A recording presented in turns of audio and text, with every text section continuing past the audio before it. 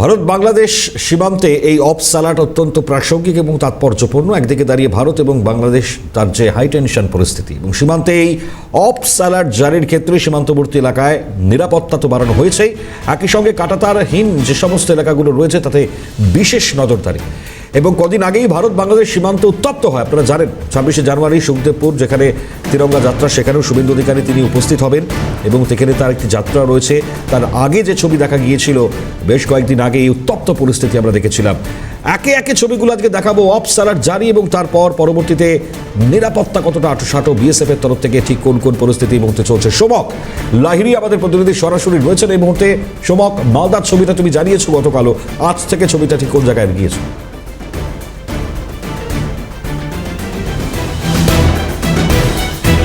এখন নতুন করে সীমান্তে কোনো উত্তেজনা ছড়ায়নি, কিন্তু এরই মধ্যে দেখা যাচ্ছে বর্ডার গার্ড বাংলাদেশ গতকালকে একটি বৈঠক করেছে ঠিক সীমান্তের ওপরে, সুখদেবপুর সীমান্তের ওপরে চৌকা এলাকাতে। এখানে বাখের আলী বলে একটি গ্রাম রয়েছে সেখানকার হাই স্কুলে, এবং সেখানে গ্রামবাসীদের সাথে তারা মিটিং করে। কিন্তু সেই মিটিংয়ে কী হয়েছে তা এখনও স্পষ্ট না। কিন্তু গত শনিবার এই অশান্তি হওয়ার আগে একই কায়দায় বর্ডার গার্ড বাংলাদেশিদের সাথে মিটিং করেছিল। তারপরেই দেখা যায় সীমান্ত এলাকায় এসে তারা গোলমাল পাকানোর চেষ্টা করেছিল। ঠিক 26শে জানুয়ারির পক্ষকালে কি তারা কোনো গোলমাল পাকানোর চেষ্টা করছে, সেটা এক নম্বর প্রশ্ন। পাশাপাশি সীমান্তে অপস অ্যালার্ট জারি করেছে বিএসএফ, একদম লাল সতর্কতা রয়েছে। অতিরিক্ত বাহিনী মোতায়েন করা হয়েছে, বিশেষ করে কাঁটাতারহীন এলাকাগুলিতে বিশেষ নজরদারি চলছে। পাশাপাশি পুলিশের পক্ষ থেকেও বিভিন্ন জায়গায় নজরদারি রাখা হচ্ছে। প্রতি বছরই এই 26শে জানুয়ারির সময় রাজ্য কেন গোটা দেশ জুড়েই অ্যালার্ট থাকে। গোয়েন্দা দপ্তর যেমন নজর রাখছে, পাশাপাশি সাদা পোশাকের পুলিশ সীমান্ত এলাকা যেগুলো রয়েছে, পাশাপাশি মালদা টাউন স্টেশন থেকে শুরু করে মালদা শহরের যে জনবহুল জায়গা সেগুলিতে নজর রাখছে। এবং 34 নম্বর জাতীয় সড়কে যে যানবাহনগুলি যাতায়াত করে সেগুলিতেও নজর রাখছে। গতকালকেই বৈষ্ণবনগর থানার পুলিশ গোপন সূত্রে অভিযান চালিয়ে আব্দুর রহমান নামে এক জাল নোটের কারবারিকে গ্রেপ্তার করেছিল। এবং পুলিশের পক্ষ থেকেও যেমন নজর রাখা হচ্ছে, তেমনি বিএসএফ এর পক্ষ থেকেও নজর রাখা হচ্ছে। নতুন করে সীমান্তে কোনো অশান্তি ছড়ায়নি। এই পরিস্থিতির মধ্যে আগামীকাল অর্থাৎ 26শে জানুয়ারি শুভেন্দু অধিকারী তিনি এই মালদা জেলাতে আসবেন। একদম সুখদেবপুর সীমান্তে তার তিরঙ্গা যাত্রা করার কথা রয়েছে। বিজেপির পক্ষ থেকে বিজেপি নেতৃত্ব দাবি করেছেন ওখানকার জাতীয়তাবাদী মানুষ যেভাবে বাংলাদেশিদেরকে রুখে দিয়েছে বিএসএফ এর সাথে হাতে হাত মিলিয়ে, সেক্ষেত্রে তাদেরকে কুর্নিশ জানানোর জন্য শুভেন্দু অধিকারী এখানে আসবেন। তৃণমূলের পক্ষ থেকে কটাক্ষ করা হয়েছে যে কোনো জাতীয়তাবাদ জায়গাতে তিনি আসছেন না, তিনি আসছেন রাজনীতি করতে। পাল্টা মালদা উত্তরের সাংসদ খগেন মুর্মু বলেছেন শুভেন্দু অধিকারী যদি মালদায় আসেন তাহলে কেন শাসক দলের এত সমস্যা আছে। এই রাজনীতিক বাদানুবাদের মধ্যে শুভেন্দু অধিকারীর আসার কথা রয়েছে এবং ইতিমধ্যে বিজেপি নেতৃত্ব প্রস্তুতি নিচ্ছে তাকে কিভাবে স্বাগত জানানো যায়। পাশাপাশি এলাকাবাসী যেরকম একদিকে অ্যালার্ট রয়েছে, পাশাপাশি নতুন করে কোনো অশান্তি ছড়ায়নি এবং সীমান্ত এলাকায় একটি বিশেষ নজরদারির মধ্যে ব্যবস্থা নেওয়া হয়েছে। তাতে বলা হয়েছে সীমান্তের যে জিরো পয়েন্ট যেখানে রয়েছে, যেখানে ভারতীয় ভূখণ্ড রয়েছে, যেখানে জমিতে মানুষ চাষ করে, সেখানে কৃষক ছাড়া যাতে আর কেউ না যায় এবং একদম বিএসএফ এর কড়া নিরাপত্তায় বিএসএফ এর কড়া নজরদারি চলছে। খুব স্বাভাবিকভাবে আরো হাইটেন করা হয়েছে সিকিউরিটি এবং সেই নিরাপত্তায় বিশেষ জোর। স্থানীয়দের বক্তব্য শোনাই, প্রতিক্রিয়া আসছে, শুনুন। কাঁটাতার না থাকলে অনেক কিছু সমস্যা হতে পারে। কেন যে কি হয়তো ওই দুর্গতিরা হয়তো তার বেড়া থাকলে গেলে হয়তো চুরি টুরি করার সাহস পাবে না, হয়তো ঘেরা থাকলে গেলে হয়তো সেফটি থাকবে, হয়তো আমাদের সাধারণ পাবলিক হয়তো সুবিধা হবে, মানে সাধারণ মতো ভালো লোকের লেগে যায়, একদম বেস্ট ভালো থাকবে কাঁটাতার থাকলে। কাঁটাতার গরু টরু চুরির মানুষ কেটে ফেলে দিত বাংলাদেশের লোক। সব জায়গায় কাঁটাতার দেওয়া উচিত আপনার মনে হয়? হ্যাঁ, সব জায়গায়। আপত্তি করছে যে চুরি চামারি বেশি করতে পারবে, মানুষজনের নোকসান করতে পারবে। বলতে মুখ্যমন্ত্রী একজন রাজ্যের, তিনি এরকম কথাবার্তা বলছেন, এটা শোভনীয় না। আর দ্বিতীয়ত ব্যাপার হচ্ছে, দেখুন আমাদের যাদের জমি জমা আছে, আমাদেরকে ওই কাঁটাতার লাগোয়া জায়গাতে গিয়ে চাষবাস করতে হয়, বিভিন্ন কাজে যেতে হয়। তো কাঁটাতারটা অবশ্যই জরুরি এই কারণে যে বিভিন্নভাবে কাঁটাতার না থাকলে যে সমস্যাটা হচ্ছে, রাতের অন্ধকারে আমাদের এখান থেকে গরু বলেন, ছাগল বলেন, বিভিন্ন কিছু, এবং আমরা আতঙ্কে আছি যে বাড়ির ভিতর থেকে চুরি চামারি করে চলে যায়। তো সেই ক্ষেত্রে কাঁটাতারটা নাই বলেই তো তাদের সাহসটা আছে। আজকে যদি কাঁটাতারটা হয় তাদের এতটা কিন্তু সাহস হবে না। তা আমরা যারা গ্রামবাসীরা আছি তারা আমরা স্বতঃস্ফূর্তভাবে এখানে কাঁটাতার হোক, আর কাঁটাতার হতে গেলে আমাদের যা যা সহযোগিতা দরকার গভর্নমেন্টের, আমরা গভর্নমেন্টকে সহযোগিতা করতে রাজি আছি। শুভেন্দু অধিকারীও আসছে, খুব স্বাভাবিকভাবেই রাজনৈতিক প্রতিক্রিয়াও তৈরি হয়েছে 26 তারিখ ঠিক শুভেন্দু অধিকারী আসার আগে। তৃণমূল এবং বিজেপি একে অপরকে কি বলছেন শুনুন। তো 1947 সালের 15ই আগস্ট স্বাধীনতা অর্জন করলেও মালদা বালুরঘাট তার 3 দিন পরে 18ই আগস্ট স্বাধীনতা অর্জন করেছিল। কাজেই মালদার মানুষকে জাতীয়তাবোধ কোনো নেতার কাছ থেকে শিখতে হবে না। মালদার মানুষ, বালুরঘাটের মানুষ অনেক লড়াই সংগ্রাম করে তাদের যে স্বাধীনতা অর্জন 3 দিন পরে করেছিল তার জন্য অনেক কঠোর পরিশ্রম করতে হয়েছিল। তাই মালদার মানুষরা জাতীয়তাবাদে ইতিমধ্যেই উদ্বুদ্ধ। মালদার মানুষকে কেউ যদি নতুন করে যাত্রার নাম করে জাতীয়তাবাদ শেখাতে আসে, এটা খুব লজ্জার, এটা খুব অভিমানের। তিরঙ্গা যাত্রা আজকে আমরা এখানে আমাদের সম্মানীয় বিরোধী দলনেতা মাননীয় শুভেন্দু অধিকারী তিনি 26 তারিখ সুখদেবপুরে করবেন, এটা ঠিক করেছেন। সুতরাং তিরঙ্গা যাত্রা মানে আমাদের দেশের যে আমাদের জাতীয় পতাকা, সেই জাতীয় পতাকা আমাদের এখানে সম্মান পাক, সেটা তো সবাই চাই আমরা ভারতীয়রা। সুতরাং ওখানে আমাদের বর্ডারে করুক বা যেখানেই করুক, যে সমস্ত আমাদের অনুষ্ঠানগুলো হচ্ছে, তো সেখানে আমাদের ওখানে তিরঙ্গা যাত্রা করবেন, তাতে আপত্তিটা কি আছে? অন্যদিকে ভারত বাংলাদেশ সীমান্তে এই অপসালার জারিতে তৎপরতা বৃদ্ধি বিএসএফ এর। গতকাল মাজদিয়ায় আমবাগানে বাংকারের হদিশ পাওয়া যায় এবং সেই বাংকারে ঢুকেই একেবারে থরে থরে সাজানো অবস্থায় দেখা যায় নিষিদ্ধ কাপ সিরাপ। প্রজাতন্ত্র দিবসের আগে সীমান্ত এলাকায় স্বাভাবিকভাবেই চাঞ্চল্য ছড়ায়। পরবর্তী সময়ে সেই বাংকার, কতগুলো বাংকার, সেইগুলো যেমন একদিকে বাংকারগুলো তোলবার ছবি আমরা দেখতে পেয়েছি, এবং তারপরে এই গোটা পরিস্থিতিতে দাঁড়িয়ে সবথেকে বড় প্রশ্ন যে এলাকার যারা প্রশাসনের দায়িত্বে রয়েছে, পুলিশ, তাদের কতটা ভূমিকা এই জায়গায়। প্রসেনজিৎ এই মুহূর্তে রয়েছেন, একদিকে অপসালার জারি প্রসেনজিৎ, অন্যদিকে স্থানীয় প্রশাসনের ভূমিকা নিয়ে প্রশ্ন উঠছে এই বাংকার পাওয়া এবং তার ভেতর থেকে এ ধরনের নিষিদ্ধ কাপ সিরাপ পাওয়া যাওয়ার পর প্রজাতন্ত্র দিবসের আগে। আজকের ছবিটা ঠিক।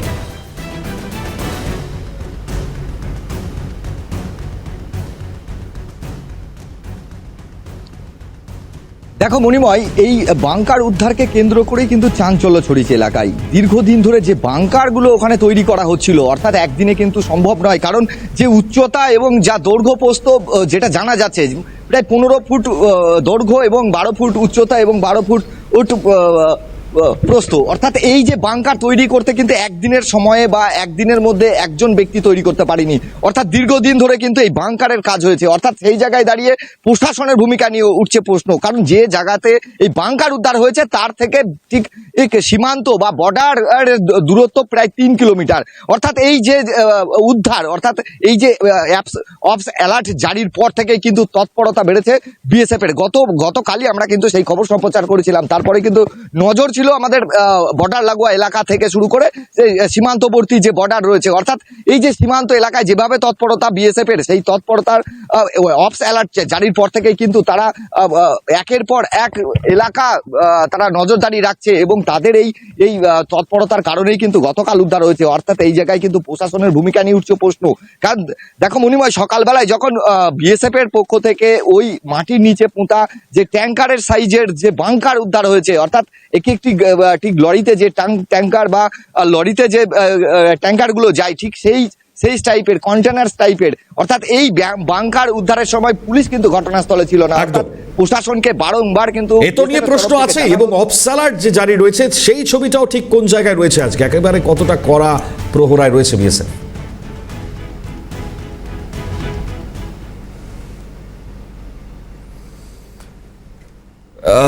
প্রসেনজিৎ, ধন্যবাদ জানাবো আপাতত তোমাকে। একদিকে দাঁড়িয়ে যখন এই ছবি, অন্যদিকে প্রজাতন্ত্র দিবসের প্রাক্কালে কড়া নিরাপত্তা, সীমান্তে নজরদারির ছবিটা অব্যাহত রয়েছে বিএসএফ এর। বিশেষ নজর রয়েছে ত্রিপুরার সীমান্ত এলাকাগুলিতেও, কারণ 4096 কিলোমিটার যে এলাকা উত্তর পূর্বাঞ্চল এবং পশ্চিমবঙ্গ মিলিয়ে, এই এলাকায় ডেফিনেটলি অপসালার জারির ক্ষেত্রে কি ছবি জানবার চেষ্টা করব। ত্রিপুরার ছবিটা দেখবো আমরা রেশমির থেকে। রেশমি সরাসরি রয়েছেন আমাদের প্রতিনিধি। রেশমি, ছবিটা একটু জানো আমাদেরকে, অপসালার জারির পর পরবর্তীতে পরিস্থিতি কোন জায়গায় যাচ্ছে?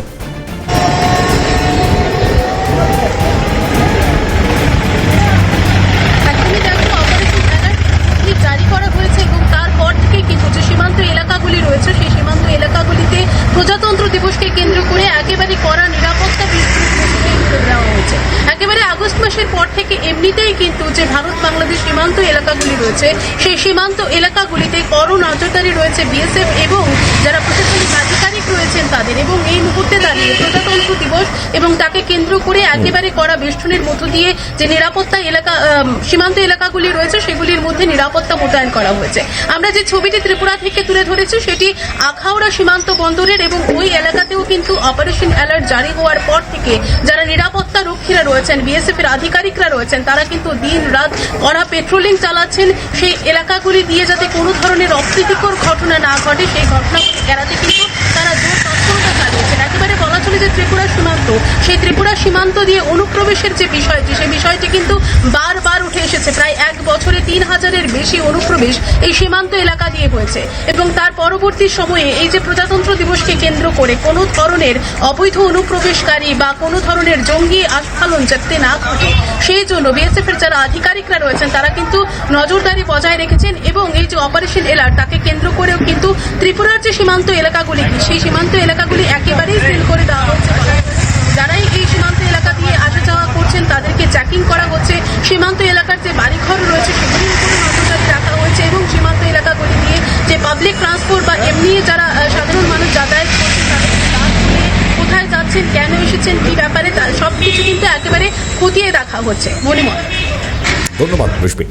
ত্রিপুরা থেকে বলতে রেশমি যেমনটা বলছেন খুব স্বাভাবিকভাবেই তাৎপর্যপূর্ণ একে একে ছবিগুলো আপনাদেরকে দেখাচ্ছি, এবং এই প্রজাতন্ত্র দিবসের প্রাককালে যেভাবে বিএসএফ এর তরফ থেকে অপস অ্যালার্ট বা স্পেশাল অপারেশন অ্যালার্ট সেটি জারি, এবং তার সঙ্গে সঙ্গে বিশেষ নজর যেভাবে রাখা হচ্ছে এই 4096 কিলোমিটার ভারত বাংলাদেশ সীমান্তের উত্তর এবং পূর্বাঞ্চলীয় যে রাজ্যগুলি তার সঙ্গে পশ্চিমবাংলা বিলিয়ে এই 4096 কিলোমিটার ভারত বাংলাদেশ সীমান্ত তা একেবারে কড়া প্রহরা, কড়া নজরে বিএসএফ এর। ফলত একদিকে মালদা, অন্যদিকে নদিয়া, ইতিমধ্যেই ত্রিপুরার ছবিটা আপনারা দেখলেন। নির্দিষ্টভাবে প্রত্যেকটি সীমান্তে বাড়তি সতর্কবার্তা এবং বাড়তি সতর্কতা অবলম্বন করা হয়েছে। আপনারা জানেন 31 তারিখ পর্যন্ত খুব স্বাভাবিকভাবে এই অপস অ্যালার্ট জারি থাকছে, এবং এই জায়গায় একেবারে হাইটেড করা হয়েছে সিকিউরিটি, অর্থাৎ একেবারে শীর্ষ স্তর পর্যায় পর্যন্ত বিএসএফ এর তরফ থেকে সিকিউর থাকবে এই জোন। এবং প্রশ্ন উঠছিল, কারণ আপনারা দেখছিলেন যেভাবে নদিয়া থেকে বাংকারের খোঁজ পাওয়া গিয়েছে, এবং বাংকারগুলোকে পাওয়া যাওয়ার পর সেখান থেকে প্রশ্ন উঠতে শুরু হয়েছিল যে এই বাংকার অ্যাকচুয়ালি কত দূর পর্যন্ত বিস্তৃত হতে পারে। পরবর্তীতে দেখা গিয়েছে ছোট ছোট করে সেই বাংকার সেখানে একেবারে সেই জায়গায় ফেন্সিডিলের মতন যে নিষিদ্ধ কাপ সিরাপ সেটা পাচারের উদ্দেশ্যেই সেখানে রাখা হয়েছিল। ফলত সেই জায়গায় বিএসএফ এর সব থেকে বড় এই অপস অ্যালার্ট চলাকালীন সেখান থেকে নিষিদ্ধ কাপ সিরাপ এবং বাংকারের হদিশ দেওয়া। স্থানীয় প্রশাসনের ভূমিকা নিয়ে প্রশ্ন উঠে গিয়েছে স্থানীয়দের বক্তব্য অনুযায়ী, এবং মালদহ একই সঙ্গে ত্রিপুরা, এই যে বিভিন্ন সীমান্ত সেখানে একেবারে হাই সিকিউরিটি অবলম্বন করা হচ্ছে। আপনারা দেখতে পাচ্ছেন কাঁটাতারহীন এলাকাগুলো যেমন বিশেষভাবে বাড়তি নজর, এবং তারই মধ্যে বৃহস্পতিবার জারি করা যে বিজ্ঞপ্তি বিএসএফ এর তরফ থেকে তাতে তারা বলেছেন প্রজাতন্ত্র দিবস উদযাপনে একেবারে কঠোর নিরাপত্তা সুনিশ্চিত করতে হবে। ভারত বাংলাদেশ সীমান্তে 10 দিনের তাই অপস অ্যালার্ট মহড়া শুরু হলো। বিজ্ঞপ্তিতে জানানো হয়েছে পরবর্তী পরিস্থিতি বিবেচনা করে 76তম সাধারণতন্ত্র দিবসে সংশ্লিষ্ট যে সিদ্ধান্ত সেগুলো নেওয়া হচ্ছে, এবং নিরাপত্তা সুনিশ্চিত করবার জন্য যে বর্ডার আউটপোস্টগুলো রয়েছে সেই বর্ডার আউটপোস্টগুলোতে ইতিমধ্যেই বাড়তি সেই জায়গায় বিশেষ যে বার্তা তা পৌঁছে গিয়েছে, এবং সবকটি বর্ডার আউটপোস্টকে সতর্ক করা হয়েছে। ফলত 23 জানুয়ারি থেকে 31 জানুয়ারি পর্যন্ত বাড়তি সতর্কতা থাকা, এবং এই জায়গায় সীমান্তে আমরা বারবার জওয়ানদের মহড়া যেমন একদিকে চলবে, এবং সেই জায়গায় কাকপক্ষীও যাতে বলতে না পারে সব কিছুই সুনির্দিষ্ট করতে বিএসএফকে নির্দেশ দেওয়া হয়েছে। বিএসএফ এর প্রাক্তন ডিআইজি সমীর মিত্র রয়েছেন আমাদের সঙ্গে টেলিফোন লাইনে। স্যার স্বাগত জানাবো সিএন আপনাকে। গতকাল বাংকার নিয়ে স্যার কথা হচ্ছিল আপনার সঙ্গে, এবং আজ একটু জানবার চেষ্টা করব, কারণ ইতিমধ্যেই আমরা জানি বিএসএফ এর তরফ থেকে অপস অ্যালার্ট জারি রয়েছে। তো কড়া প্রহরা যেমন থাকছে ভারত বাংলাদেশের 4096 কিলোমিটার এই সীমান্ত, এই অপস অ্যালার্টটা একটু জানতে চাইবো স্যার আপনার কাছে যে কতটা বাড়তি সতর্ক বিএসএফ এই যায়। প্রথম কথা হচ্ছে যে বিএসএফ এর যে বাংকারটা মানে লোকেট করা প্রায় 2 কিলোমিটার ভেতরে বর্ডার থেকে একটা আমবাগানের মধ্যে প্রভাবলি, এবং সেখানে কালকে রাত্রে আমি যেটা বলেছিলাম সেটাই প্রমাণিত হয়েছে যে ওখানে ফেন্সিডিল বোধহয় জড়ো করে রেখেছেন। বর্ডারে এখন একটু যথেষ্ট মানে অ্যালার্ট রয়েছে বিএসএফ, যার ফলে কি হচ্ছে যে ওগুলো ওরা পার করতে পারেনি। ওটা বোধহয় একটা গোডাউন টাইপের করে রেখেছিল, কারণ ফেন্সিডিলে কিংবা আরো যে কাপ সিরাপ গুলো আছে যাতে ছোট্ট যে খেলেই ঘুমটা এসে যায়, সেই জিনিসটা আজকের থেকে নয়, বহু বছর ধরেই ওরা চেষ্টা করে ঠিক। ওপারে মানে স্মাগলিং করা। একদম। সেই সমীরবাবু, এটা যেমন একটা খুব গুরুত্বপূর্ণ জায়গা, আপনি গতকালই ব্যাখ্যা করেছিলেন। আমরা আজকে একটুখানি জানতে চাইবো স্যার আপনার থেকে, এই অপস স্যালাড এটা কতটা গুরুত্বপূর্ণ? স্যালাডটা আপনি আমি বুঝিয়ে দিই। ঠিক। এটা কালকেও বোধহয় বলেছিলাম হ্যাঁ। যে আমাদের ক্যালেন্ডারে, সারা বছরের ক্যালেন্ডারে সবচেয়ে দুটি গুরুত্বপূর্ণ দিন, একটি হচ্ছে গণতন্ত্র দিবস, একটি হচ্ছে স্বাধীনতা দিবস। এবং এই স্বাধীনতা দিবস এবং গণতন্ত্র যে দিবসটা, এইটাকে আমরা যথাযোগ্য মর্যাদার সঙ্গে পালন করি বিভিন্ন জায়গায়। কারণ সীমান্তে আমার ঝান্ডা সবসময় উঁচু থাকবে, এবং বিশেষ করে এই দুটো দিনে আমরা চেষ্টা করি সেখানটায় গুলিগোলার মধ্যেও, যেমন লাল চকে আমার মনে আছে যে আমরা লাল চকে ভয় পেত লোকে, আমি ওখানে ঝান্ডা উড়িয়েছিলাম, কারণ এটা কাশ্মীর দেশের অঙ্গ। এখন সেই জায়গায় যদি ধরো যে যদি কোনো রকম ভাবে ঠিক। কোনো দুর্ঘটনা কিংবা ঘটনা ঘটে যায়, যেখানে আমাদের এত বড় শক্তি এবং এত লোকবল থাকা সত্ত্বেও, এত ফোর্স থাকা সত্ত্বেও, যদি তারা তার ভেতরে ঢুকে কোন রকম ভাবে কোনো মানে হ্যাঁ। দুঃসাহসিক কিংবা কোনো নাশকতার কাজ করে, সেটা এত আমাদের মতো এত বড় রাষ্ট্র এবং শক্তিশালী রাষ্ট্রের কাছে সেটা কিন্তু একটা বিশাল মানে মুখ করার মতো কথা। একেবারে স্যার, অত্যন্ত গুরুত্বপূর্ণ জায়গা। অসংখ্য ধন্যবাদ জানাবো স্যার সময় দেওয়ার জন্য।